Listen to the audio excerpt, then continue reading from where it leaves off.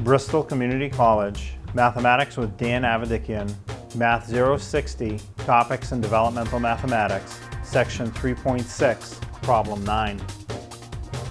This is Section 3.6, this is problem number 9. It says write the number as a decimal, and we have 7/40.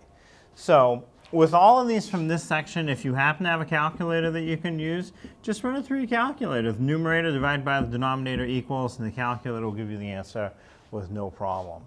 Now, if you don't have a calculator, what you have to do is write it as a division problem. So I'm going to set up a division symbol.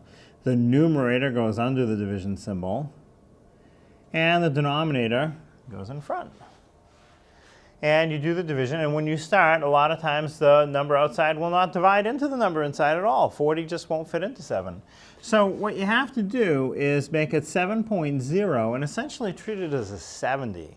So 40 will go into 70, but as you write your answer, you bring the decimal straight up like that. So 40 will fit into 70 one time. 1 times 40 is 40. And now 70 minus 40 is 30. And now it didn't go in evenly. So what I can do is just put another 0 at the end of 7.0 and bring that 0 straight down, and the 30 will become a 300. And now how many times will 40 fit into 300? Well, that's kind of tough, but if you just ask yourself how many times will 4 fit into 30, 4 times 7 is 28. So that's about as close as we'll go. And that should work. So let's try now. So 7 times 0 is 0. 7 times 4 is 28. So 280. So that fits pretty good. So 300 minus 280 will be 20.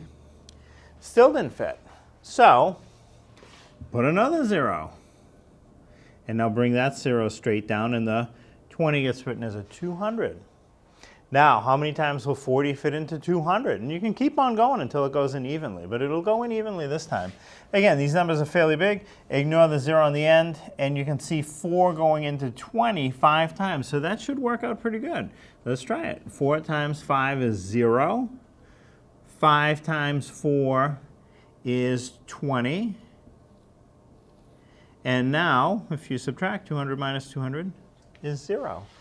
So it goes in perfectly. There's no remainder. So 7/40 has a decimal equivalent of 0.175. And as I mentioned with most of these, you can write it as 0.175, or you can put the 0 in front and call it 0.175.